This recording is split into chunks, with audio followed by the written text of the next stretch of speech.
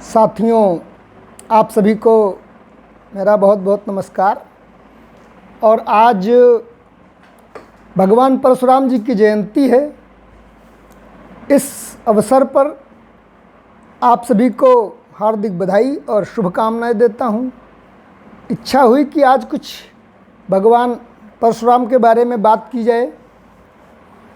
जैसा कि आप लोग जानते हैं, परशुराम जी विष्णु के छठे अवतार थे।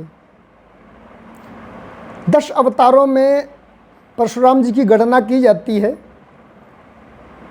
पहला जो अवतार हुआ, हम शुरू से चलते हैं तो पहला अवतार मत्स्य अवतार हुआ। और इसको इस तरह से भी देख सकते हैं और समझ सकते हैं कि जो डार्विन का जो विकासवाद है वो कहता है कि कहाँ से जीव की उत्पत्ति हुई, तो सबसे पहले जल में जीवन की उत्पत्ति हुई।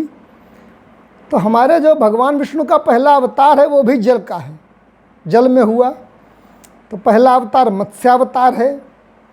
और उसके बाद जो दूसरा अवतार है वो तब जीवन जल से निकल करके थल में भी आने लगा। उसके बाद में विकासवाद से जुड़ा हुआ भी है, जो हमारे अवतारों का सिद्धांत है, विष्णु के अवतारों का सिद्धांत। पहला अवतार मत्स्य अवतार है जो कि जल में हुआ पूरी तरह से।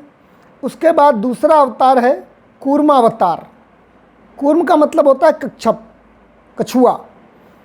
तो वो जो कूर्मावतार है वो इस तरह से उसको आप समझ सकते हैं कि पहले जीवन जो था वो जल में था, उसके बाद जल से निकल के और भूमि पर भी आने लगा जीवन। कुछ जीव ऐसे हुए जो जल में भी रहने वाले थे और भूमि पर रहने वाले भी थे, स्थल पर रहने वाले भी थे। जैसे कछुआ है, या जैसे मेंढक होता है। तो ये इनको हम उभयचर जीव भी कहते हैं। उभय माने दोनों, चर माने रहने वाले, चलने फिरने वाले, दोनों जगह जो रह सकें, उभयचर। तो अंग्रेजी में इनको एम्फीबियंस कहा जाता है। दूसरा अवतार कूर्मावतार हुआ। और उसके बाद जो तीसरा अवतार है वो अब क्या हुआ था कि जीवन पूरी तरह से भूमि पर आ चुका था। तो तीसरा अवतार जो है वो है वराह अवतार। वराह का अवतार हुआ। और उसके बाद में फिर मनुष्य के बनने की प्रक्रिया चालू होती है। मनुष्य अभी तक पूरी तरह से बन नहीं पाया है। तो जो हमारा चौथा अवतार है वो होता है हमारा नृसिंह अवतार, यानी आधा मनुष्य और आधा जानवर का अवतार, ऐसे समझ सकते हैं। मनुष्य बनने की प्रक्रिया चल रही है। मत्स्यावतार, कूर्मावतार, इस तरह से आप समझेंगे तो आपको समझने में भी आसानी रहेगी। मत्स्यावतार, कूर्मावतार, और उसके बाद तीसरा हमारा वराह अवतार, और चौथा हमारा नृसिंह अवतार, नृसिंह अवतार। और इन एक एक अवतार की बहुत बहुत सारी कहानियां हैं, उन पर जाएंगे तो बहुत लंबा वीडियो हो जाएगा। नृसिंह अवतार के बाद जो पांचवा अवतार आता है वो है वामनावतार, जिसमें वामन गए थे और राजा बलि से उन्होंने 3.5 डग भूमि मांगी थी।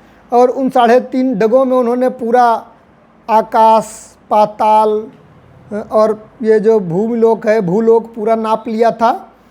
और आधे डग में कहते हैं राजा बलि को भी नाप लिया था। बहुत बड़े राजा बलि हुए। तो ये हमारा होता है पांचवा अवतार, वामनावतार। और जो छठा अवतार है, जो पूरी तरह से आजकल का इस तरह से कह सकते हैं होमोसेपियंस बन चुका है, तो वो अवतार जो है वो है परशुराम, भगवान परशुराम का अवतार। परशुराम जी की आज जयंती है। और उनकी जयंती पर जब परशुराम जी की बात हो रही है तो क्यों न हम दिनकर जी की रस्म रथी से ही उनके आश्रम के बारे में और उनके चरित्र के बारे में, उनका कैसा ढंग था, क्या कायदा था, किस तरह के व्यक्ति थे परशुराम जी, इन पंक्तियों से आपको सहज ही समझने को मिल जाएगा। बड़ा ही रोचक है, ज़्यादा कुछ विस्तार में बताया जाए तो और आपको अच्छा लगेगा, लेकिन पहली बार संक्षेप में ही कहता हूँ। हाँ, और जो परशुराम जी हैं वो भगवान विष्णु के छठे अवतार हैं।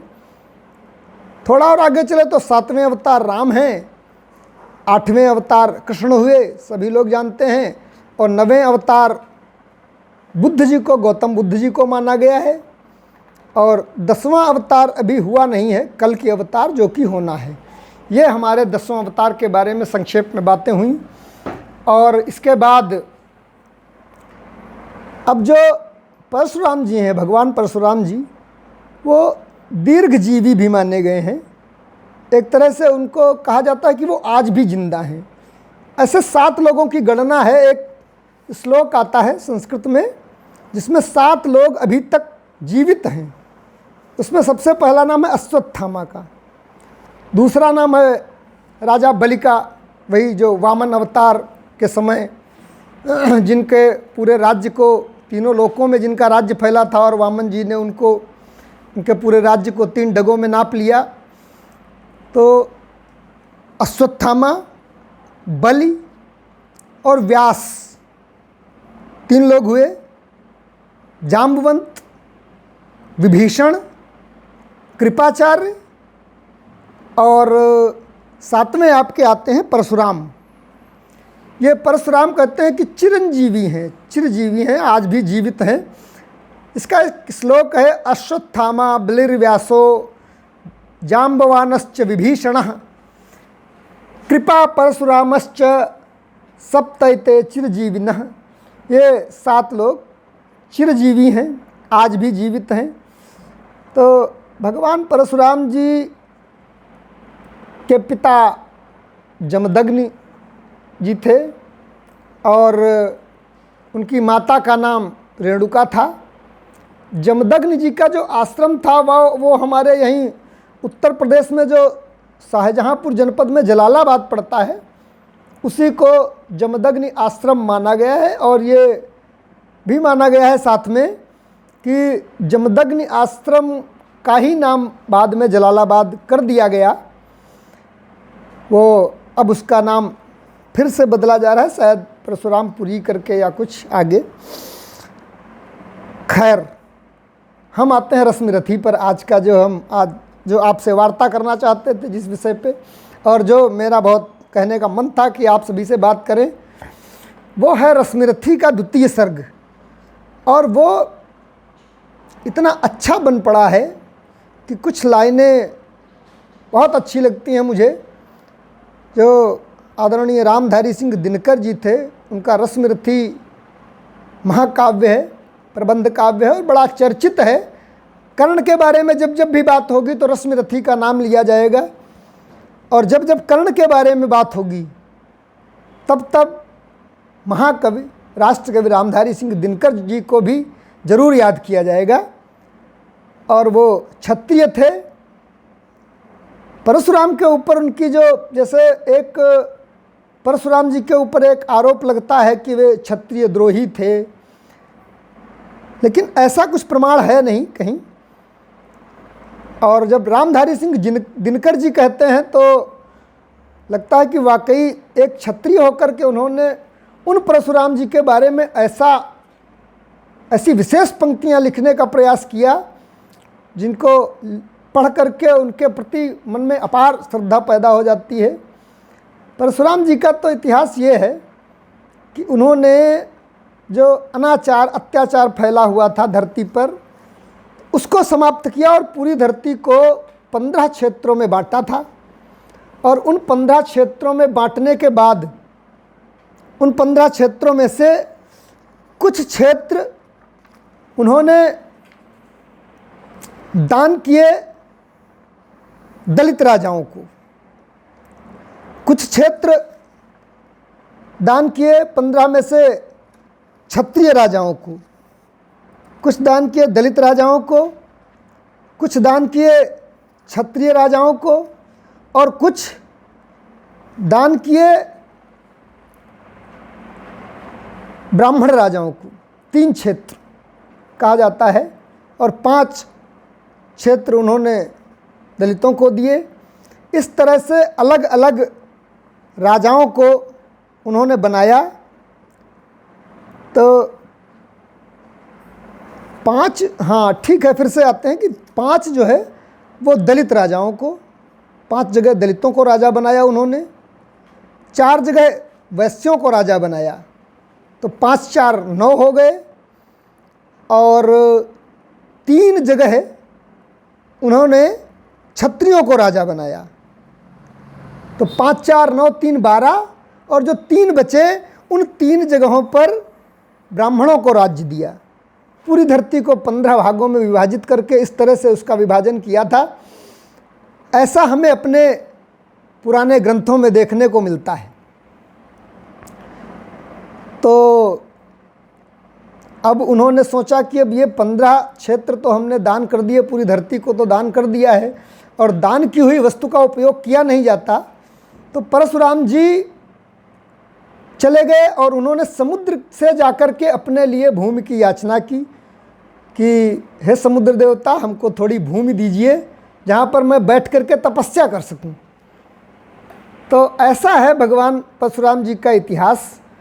और बहुत बार उनको क्षत्रिय दोही कह करके या केवल एक वर्ण विशेष का भगवान मान करके उनकी उपेक्षा की जाती रही है। तो आज हम एक क्षत्रिय कवि भगवान परशुराम जी के बारे में कितना अच्छा वर्णन करता है, तो उन्हीं की पंक्तियों पे आते हैं। क्या है कि रसमिर्थी का जो द्वितीय सर्ग है, कर्ण जाता है वहाँ शिक्षा लेने के लिए भगवान परशुराम के आश्रम में। तो भगवान परशुराम के आश्रम का उन्होंने वर्णन किया है और किस तरह से किया है वो कुछ थोड़ी पंक्तियां हैं, वो सुने आप लोग। शीतल विरल एक कानन शोभित आदित्यका के ऊपर, शोभित विरल एक कानन शोभित आदित्यका के ऊपर, कहीं उत्स प्रस्रवण चमकते झरते कहीं शुभ्र निर्झर। थोड़ा कठिन शब्दों का इस्तेमाल किया है, बहुत सारे शब्द समझ में नहीं आएंगे और बहुत सारे शब्द तो ऐसे हैं जो आपको हिंदी के शब्दकोश में मिलेंगे भी नहीं। वस्तुतः वो सीधे संस्कृत के काव्यों से उठा लिए गए हैं शब्द, तो वो हिंदी में भी, हिंदी के शब्दकोश में भी बहुत जगह नहीं मिलते। हमने भी ढूंढने की कोशिश की लेकिन मिले नहीं। तो उनका जो भी अर्थ हमें पता है वो हम आपको थोड़ा बहुत बताते भी चलेंगे, ज़्यादातर आप स्वयं समझ सकेंगे। शीतल विरल एक कानन शोभित आदित्यका के पहाड़ी के ऊपर, कहीं उत्स प्रस्रवण चमकते स्रोत पानी के, झरते कहीं शुभ्र निर्झर, जहाँ भूमि सुंदर समतल है नहीं दिखते हैं पाहन, हरियाली के बीच खड़ा है विस्तृत एक उटज पावन। एक सुंदर कुटिया है बनी, आसपास कुछ कटे हुए पीले धन खेत सुहाते हैं, आसपास कुछ कटे हुए पीले धन खेत सुहाते हैं। शशक मूस गिलहरी कबूतर घूम घूम तृण खाते हैं, कुछ तंद्रिल अलसित बैठे हैं, कुछ करते शिशु का लेहन, कुछ तंद्रिल अलसित बैठे हैं, कुछ करते शिशु का लेहन, कुछ खाते शाकल्य, दिखते बड़े तुष्ट सारे गोधन। सभी हष्ट पुष्ट हैं पूरे आश्रम में। हवन अग्नि बुझ चुकी, हवन हुआ है अभी, हवन अग्नि बुझ चुकी, वायु से गंध अभी पर माती है। अभी वायु में गंध है, हवन की महक आ रही है। भीनी भीनी महक प्राण में मादकता पहुंचाती है, धूप धूम चर्चित लगते हैं, तरुके श्याम छदन कैसे झपक रहे हों, शिशु के अलसित कजरारे लोचन जैसे। बैठे हुए सुखद आतप में, आतप माने गर्मी में, धूप में, बैठे हुए सुखद आतप में, आतप भी सुखद होती है, सर्दियों में बड़ी सुखद होती है। बैठे हुए सुखद आतप में मृग रोमंथन करते हैं। ये रोमंथन शब्द आया है, इस जुगाली करने से संबंधित है। जैसे जानवरों को जुगाली करते हुए, गायों को, भैंसों को या मृगों को, हिरणों को। तो बैठे हुए सुखद आतप में मृग रोमंथन करते हैं। वन के जीव विवर से बाहर हो विस्त्रब्ध विचरते हैं। विवर मतलब बिल से बाहर होकर के घूम रहे हैं। सूख रहे चीवर, चीवर होते हैं वस्त्र साधुओं के पहनने वाले। सूख रहे चीवर रसाल की नन्ही झुकी टहनियों पर, रसाल का मतलब आम। सूख रहे चीवर रसाल की नन्ही झुकी टहनियों पर, नीचे बिखरे हुए पड़े हैं इंगुद से चिकने पत्थर। अब आते हैं, यहाँ से बात शुरू होती है असली।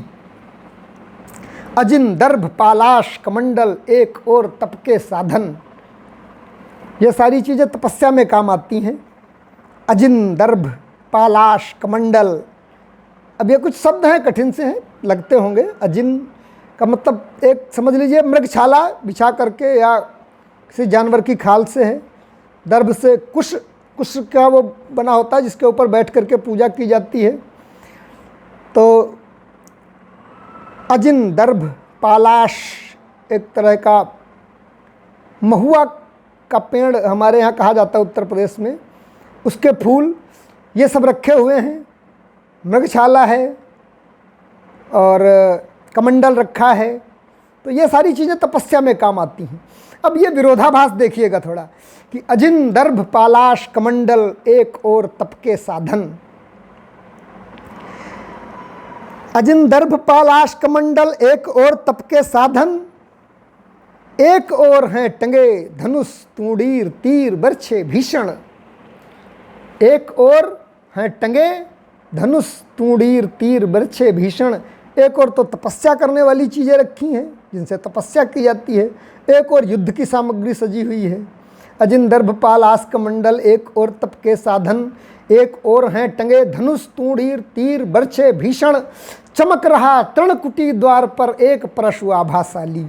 अब परशु आ गया है यहाँ पे। चमक रहा तृणकुटी द्वार पर एक परशु आभाशाली, लौह दंड में जड़ित पड़ा हो मानो अर्ध अंशुमाली। जैसे लोहे के डंडे में एक आधे सूर्य को जड़ के रख दिया जाए। लौह दंड में जड़ित पड़ा हो मानो अर्ध अंशुमाली, उत्प्रेक्षा है। अब श्रद्धा बढ़ती अजिन दर्भ पर। जब अजिन और दर्भ को देखते हैं तो श्रद्धा बढ़ती है। परश देख मन डरता है, फरसा भी रखा है, सर न काट लिया जाए। श्रद्धा बढ़ती अजिन दर्भ पर, परशु देख मन डरता है। युद्ध शिविर या तपोभूमि यह, समझ नहीं कुछ पड़ता है। या युद्ध यहाँ होने जा रहा है कि तपस्या होने जा रही है, कुछ समझ में नहीं आ रहा है क्या है ये यहाँ पर। तो युद्ध शिविर या तपोभूमि यह, समझ नहीं कुछ पड़ता है। हवन कुंड जिसका यह, उसके ही हैं क्या यह धनुष कुठार। हवन कुंड जिसका यह, उसके ही हैं क्या यह धनुष कुठार। और जिस मुनि की यह श्रुआ, उसी की कैसे हो सकती तलवार। श्रुआ जिससे घी परसा जाता है यज्ञ में, जिस मुनि की यह श्रुआ, उसी की कैसे, जो यज्ञ करता है वो तलवार क्यों रख के बैठेगा। जिस मुनि की यह श्रुआ, उसी की कैसे हो सकती तलवार। और आई है वीरता तपोवन में क्या पुण्य कमाने को। आई है, अब देखिए थोड़ा तर्क करता है कवि, आप अपने मस्तिष्क में और आपके समक्ष प्रस्तुत करता है। आई है वीरता तपोवन में क्या पुण्य कमाने को, या संन्यास साधनारत है दैहिक शक्ति जगाने को।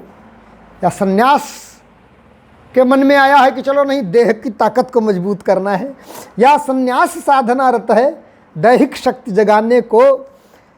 मन ने तन का सिद्ध यंत्र अथवा शस्त्रों में पाया है, मनने तन का सिद्ध यंत्र अथवा शस्त्रों में पाया है, या कि वीर कोई योगी से युक्त सीखने आया है। ऐसा तो नहीं कोई वीर धनुर्वीर आया हो, योगी से कुछ सीखने के लिए आया हो।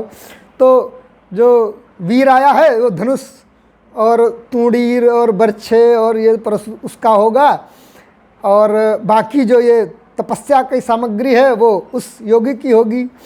तो या कि वीर कोई योगी से युक्त सीखने आया है, परशु और तप, एक और परशु और एक और तप, तपस्या। परशु और तप ये दोनों ही वीरों के होते श्रृंगार।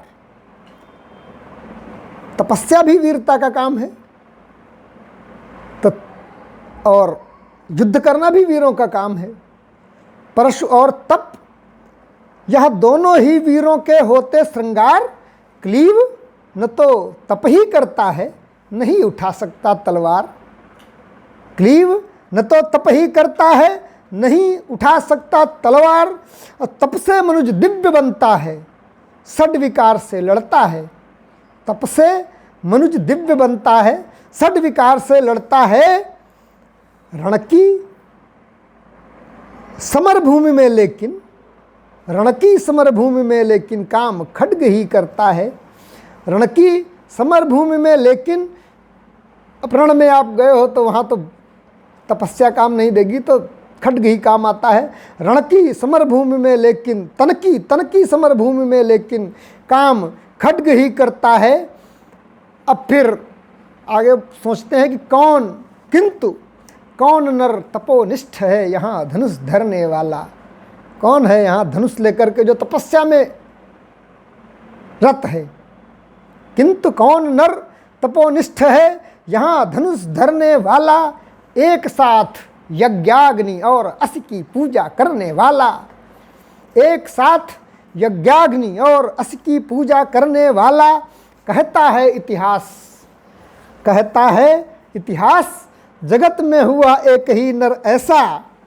कहता है इतिहास, जगत में हुआ एक ही नर ऐसा। रण में कुटिल काल समक्रोधी, तप में महासूर्य जैसा। रण में कुटिल काल समक्रोधी, तप में महासूर्य जैसा। और वो कौन है, अंतिम पंक्तियां पढ़ के बात को समाप्त करता हूँ कि रण में कुटिल काल समक्रोधी, तप में महासूर्य जैसा। मुख में वेद, पीठ पर तर्कस, कर में कठिन कुठार विमल। मुख में वेद, पीठ पर तर्कस। ऐसा इतिहास में कोई व्यक्ति भगवान परशुराम के अलावा दूसरा हुआ नहीं है। इसलिए वो हमारी जो वीरों की परंपरा है, हमारे जो भारत देश की परंपरा है, उसमें वो एक विशिष्ट व्यक्ति के रूप में भगवान का अवतार हैं, और एक व्यक्ति के तरह भी माने तो एक विशिष्ट व्यक्ति के रूप में उनका सम्मान होना चाहिए कि मुख में वेद, पीठ पर तर्कश। ज्ञान में भी अपार है, उनके पास ज्ञान भी अपार है और वीरता भी अपार है। ये दोनों चीज़ें एक साथ कहाँ देखने को मिलती हैं? भगवान परशुराम में देखने को मिलती हैं। मुख में वेद, पीठ पर तर्कस, कर में कठिन कुठार विमल। शाप और शर दोनों ही थे जिस महान ऋषि के संबल। दो तरह से मार सकते हैं किसी को, अपने शत्रु को, शाप से भी और सर से भी, तीर से भी। ऐसे एक ही परशुराम हैं। शाप और शर दोनों ही थे। मुख में वेद, पीठ पर तर्कस, कर में कठिन कुठार विमल। शाप और शर दोनों ही थे जिस महान ऋषि के संबल। शाप और शर दोनों ही थे जिस महान ऋषि के संबल। यह कुटीर है उसी महामुनि परशुराम बलशाली का। यह कुटीर है उसी महामुनि परशुराम बलशाली का। भृगु के परम पुनीत वंशधर वृति वीर प्रणपाली का।